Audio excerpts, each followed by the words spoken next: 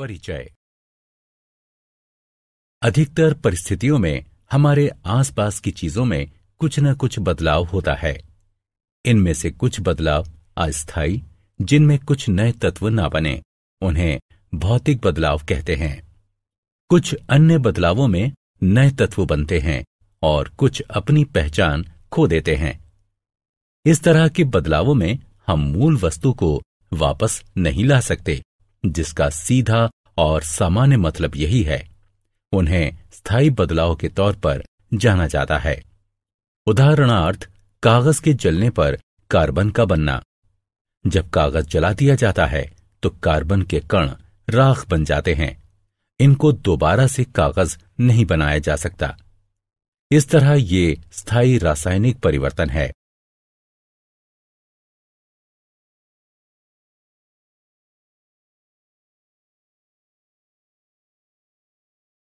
उद्देश्य।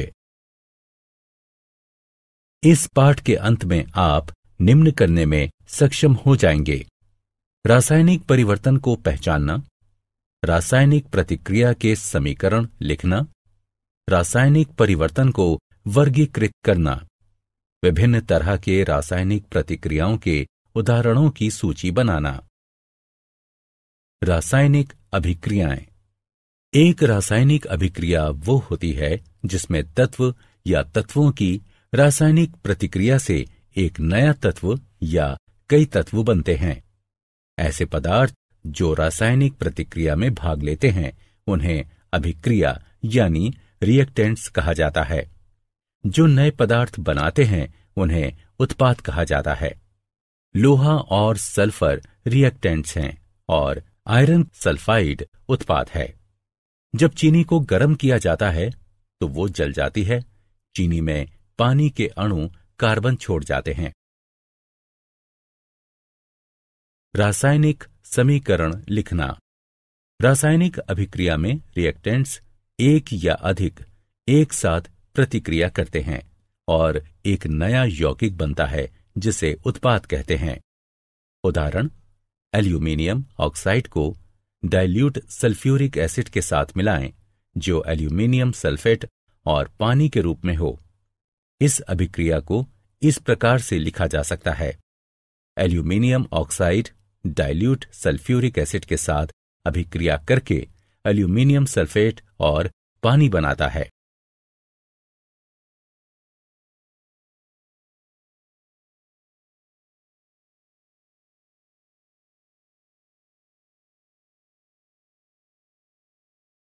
रासायनिक समीकरण लिखने के लिए निम्नलिखित तरीके अपनाए जाते हैं। अभिकारकों के प्रतीक और सूत्रों को पहले बाईं ओर लिखा जाता है।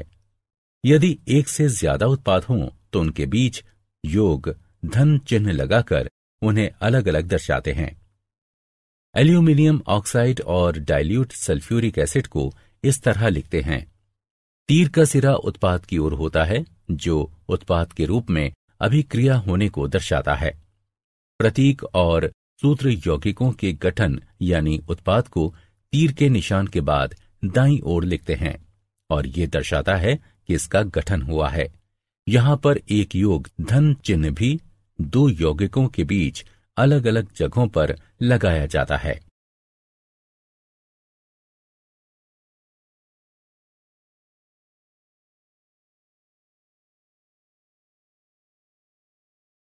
संतुलित रासायनिक समीकरण। रासायनिक समीकरण द्रव्यमान के संरक्षण के नियम पर आधारित है। इस नियम के अनुसार द्रव्यमान का निर्माण नहीं किया जा सकता है और न ही रासायनिक अभिक्रिया में नष्ट किया जा सकता है।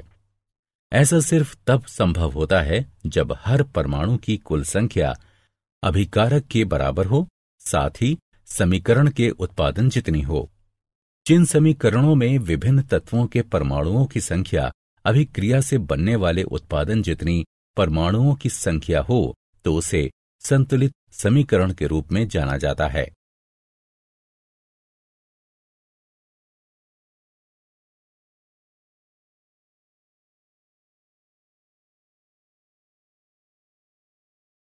संतुलित समीकरण। उपरोक्त समीकरण एक असंतुलित समीकरण है। इसमें सल्फर का सिर्फ एक परमाणु है जो अभिक्रिया की ओर है, जबकि उत्पाद की ओर सल्फर के 3 परमाणु हैं। अब यहां अभिकारक की ओर 6 हाइड्रोजन के परमाणु हैं और उत्पाद की ओर सिर्फ 2 हाइड्रोजन परमाणु हैं। उपरोक्त समीकरण में H2O अणुओं को 3 से गुणा करते हैं। समीकरण 2 अब बनता है इसमें। अब समीकरण में ऑक्सीजन परमाणु 15 हैं जो अभिकारक और उत्पाद की ओर हैं, इसलिए अंतिम समीकरण संतुलित है।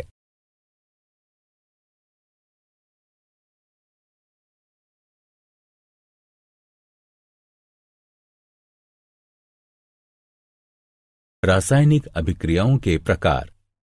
तत्वों और यौगिकों के मिश्रण से कई तरह के पदार्थ बनते हैं। लाखों यौगिक तत्वों या यौगिकों की रासायनिक अभिक्रियाओं से बनते हैं।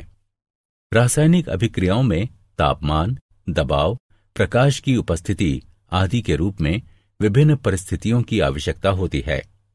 रासायनिक अभिक्रियाएं कई प्रकार की प्रणालियों में घटित होती हैं, जैसे कि मानव शरीर, पौधे, उद्योग, प्रकृति आदि।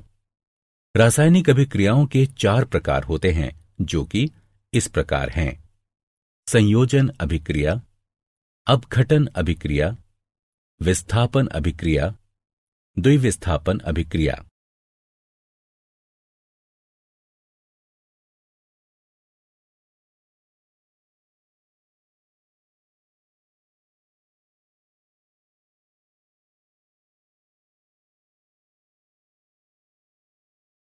संयोजन अभिक्रिया।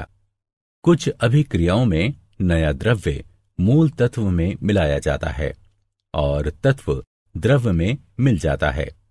इस तरह की अभिक्रिया को संयोजन या संश्लेषण अभिक्रिया कहते हैं।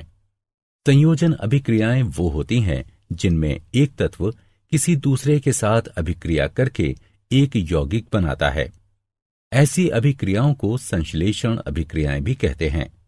उदाहरणार्थ, हाइड्रोजन को ऑक्सीजन से मिलाने पर पानी बनता है। संयोजन अभिक्रियाएं। एक मैग्नीशियम रिबन लें और उस पर लौ की गर्मी दें।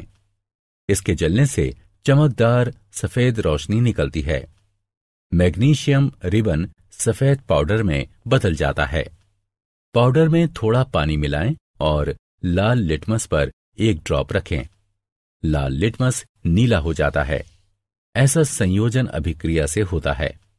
ऑक्सीजन हवा में मैग्नीशियम के साथ मिलकर सफेद पाउडर मैग्नीशियम ऑक्साइड MgO बनाती है। मैग्नीशियम ऑक्साइड पानी के साथ मिलकर मैग्नीशियम हाइड्रोक्साइड बनाता है। इसमें लाल लिटमस नीला हो जाता है।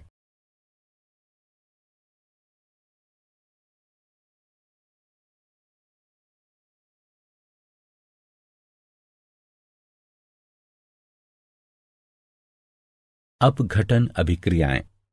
अपघटन अभिक्रियाएं वे होती हैं जिनमें एक यौगिक सरल यौगिकों में टूट जाता है। उदाहरणार्थ, गर्म करने पर कैल्शियम कार्बोनेट से कैल्शियम ऑक्साइड और कार्बन डाइऑक्साइड बनता है। पानी का अपघटन करने पर जब इसे बिजली से गुजारा जाता है तो ये हाइड्रोजन और ऑक्सीजन देता है। अपघटन अभिक्रियाएं। संगमरमर का एक टुकड़ा लें, इसे चिमटे से पकड़ें। कुछ समय के लिए इस पर आग की गर्मी दें। इसे ठंडा होने दें। इसे पानी में डाल दें। फिर इसमें लाल लिटमस डालें। इस तरह लाल लिटमस नीले रंग में बदल जाता है। कैल्शियम कार्बोनेट यानी संगमरमर अपघटित होकर कैल्शियम ऑक्साइड और कार्बन डाइऑक्साइड बन जाता है। कैल्शियम ऑक्साइड के बनने पर पानी के साथ अभिक्रिया होती है जो उपरोक्त हल देता है, जिसमें लाल लिटमस नीले रंग में बदल जाता है। एक टेस्ट ट्यूब में 0.5 ग्राम जिंक कार्बोनेट लें। टेस्ट ट्यूब को एक काग और एक डिलीवरी ट्यूब में फिट करें। लौ से उसमें ऊष्मा दें। इससे एक रंगहीन गैस बाहर निकलती है। इस गैस को नींबू पानी से गुजारते हैं तो ये दूधिया हो जाता है।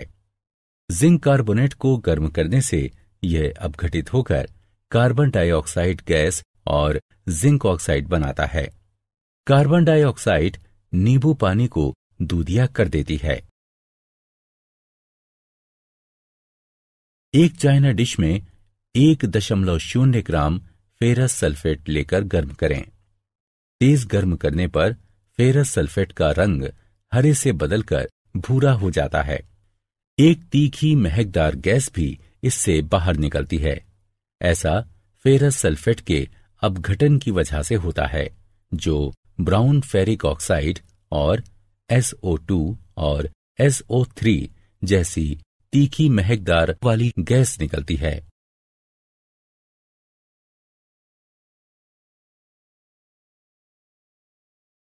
विस्थापन अभिक्रियाएं। एक विस्थापन अभिक्रिया वो अभिक्रिया होती है जिसमें एक परमाणु या परमाणुओं का एक समूह एक अणु में मौजूद एक और परमाणु द्वारा विस्थापित होता है। उदाहरणार्थ, आयरन को जब कॉपर सल्फेट के विलयन के साथ मिलाया जाता है तो इससे कॉपर धातु बनती है। टेस्ट ट्यूब के 10 मिलीलीटर पानी में 0.5 ग्राम सिल्वर नाइट्रेट मिलाते हैं। टेस्ट ट्यूब में एक साफ कॉपर का तार जोड़ते हैं। इसे कुछ देर तक छोड़ देते हैं। सिल्वर की चमकीले क्रिस्टल तांबे के तार पर दिखाई देते हैं। इससे विलयन का रंग नीला सा हो जाता है, जो कॉपर नाइट्रेट के रूप में होता है।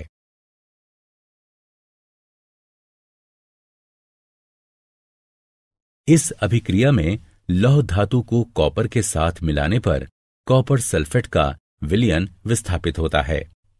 एक टेस्ट ट्यूब में कॉपर सल्फेट विलयन लेते हैं। कॉपर सल्फेट विलयन में लोहे की कील डालते हैं और इसे कुछ समय के लिए छोड़ देते हैं। कुछ समय के बाद विलयन का नीला रंग फेड्स और लाल रंग की कॉपर धातु कॉपर सल्फेट से विस्थापित हो जाती है। विस्थापन अभिक्रिया जो होती है। विस्थापन अभिक्रियाओं के कुछ अन्य उदाहरण हैं।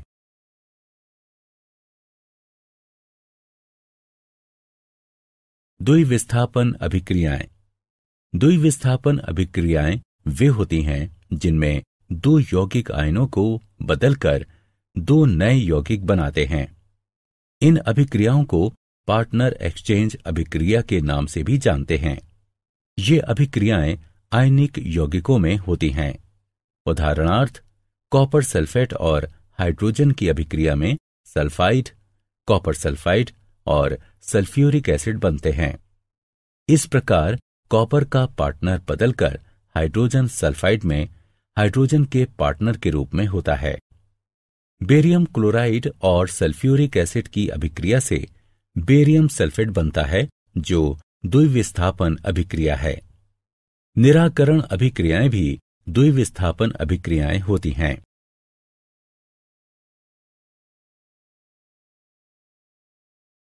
रेडॉक्स अभिक्रियाएं। रेडॉक्स अभिक्रियाएं वे होती हैं जिसमें ऑक्सीकरण और इसकी कमी से एक ही समय में होती हैं। इन अभिक्रियाओं में एक पदार्थ में कमी होती है जबकि अन्य ऑक्सीडाइज्ड होता है। क्रियाकलाप। एक चाइना डिश लें और उसमें थोड़ा सा कॉपर पाउडर लेकर उसे गर्म करें। कॉपर पाउडर का क्या होता है? कॉपर पाउडर की सतह का रंग बदलकर काला हो जाता है। ऐसा ऑक्सीजन के कॉपर के साथ मिलने से होता है, जो कॉपर ऑक्साइड के रूप में बनती है। यदि हाइड्रोजन गैस इस गर्म सामग्री CuO से गुजारते हैं तो सतह पर ब्लैक कोटिंग बदलकर भूरी हो जाती है और फिर से ऐसा होने पर कॉपर प्राप्त होता है। क्यूपरिक ऑक्साइड यानी CuO बदलकर कॉपर बन जाता है। इस प्रकार क्यूपरिक ऑक्साइड से ऑक्सीजन निकल जाती है। ऑक्सीजन के हटने के बाद से इसकी कमी हो जाती है, जिससे क्यूपरिक ऑक्साइड कॉपर के रूप में होता है।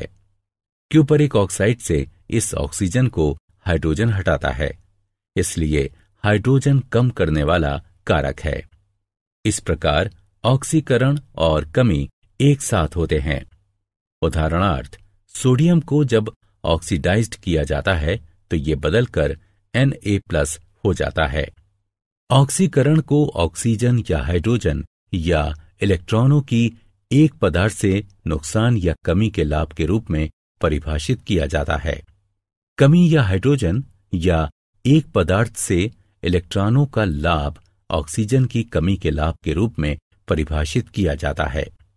जिंक ऑक्सीडाइज्ड होकर Zn2+ हो जाता है जब जिंक की एक छड़ को कॉपर सल्फेट के विलयन में डुबोया जाता है। इस अभिक्रिया में जिंक 2 इलेक्ट्रॉन खो देता है और Zn2+ हो जाता है। इस प्रकार जिंक ऑक्सीडाइज्ड हो जाता है। दूसरी ओर Cu2+ में 2 इलेक्ट्रॉनों की कमी हो जाती है जिसे ये ग्रहण करता है और वो Cu हो जाता है।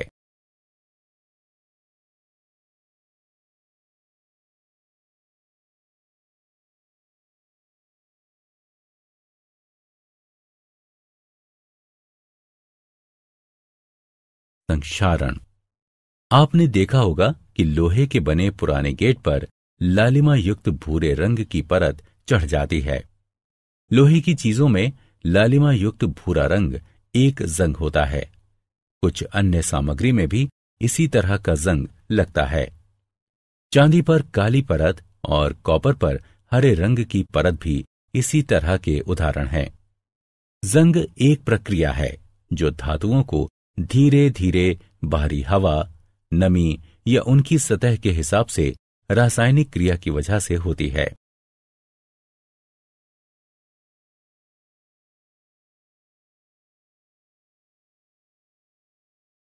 विकृत गंधिता।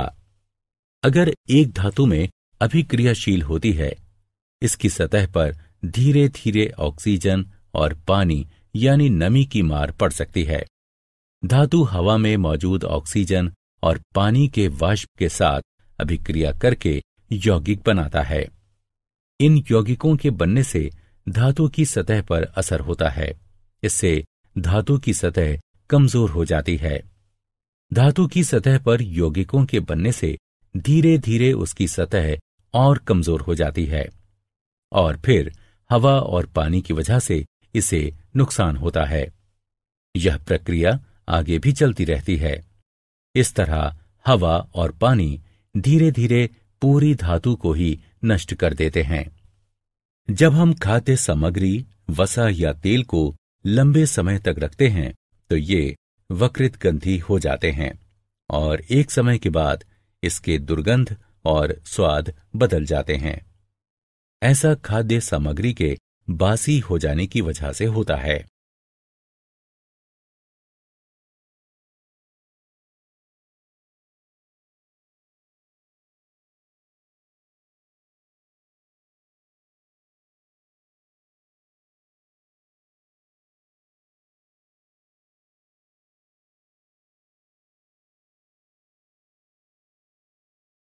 विकृत गंधिता वसा युक्त और तैलीय चीजों में हाइड्रोलिसिस उपचयन से होता है।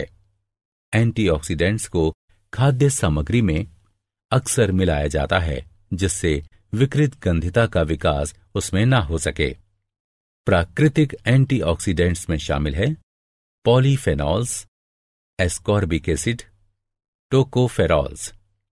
सिंथेटिक एंटीऑक्सीडेंट्स हैं बटिलेटेड हाइड्रोक्सी एनिसोल और बटिलेटेड हाइड्रोक्सी टोल्यूनी। विकृत गंधिता को कुछ हद तक रोका जा सकता है। खाद्य सामग्री को रेफ्रिजरेटर में रखकर, खाद्य सामग्री को सूर्य की रोशनी से बचाकर और एयरटाइट कंटेनर में, खाद्य सामग्री के पैकिंग में नाइट्रोजन भरकर। नाइट्रोजन गैस खाद्य सामग्री को ऑक्सीकरण से बचाती है और इस तरह उसमें दुर्गंध नहीं आती।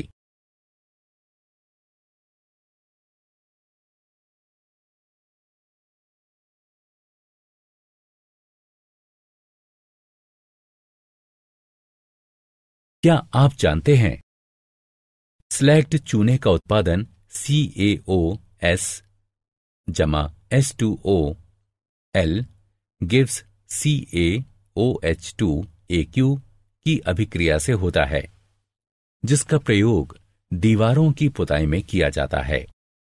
कैल्शियम हाइड्रोक्साइड धीरे धीरे हवा से अभिक्रिया करके कैल्शियम कार्बोनेट की दीवार पर एक पतली परत बना देता है।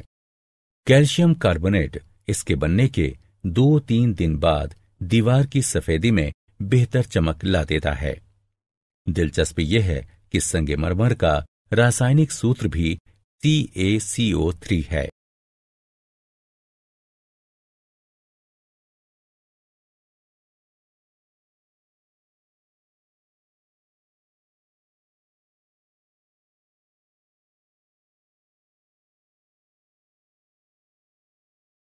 सारांश।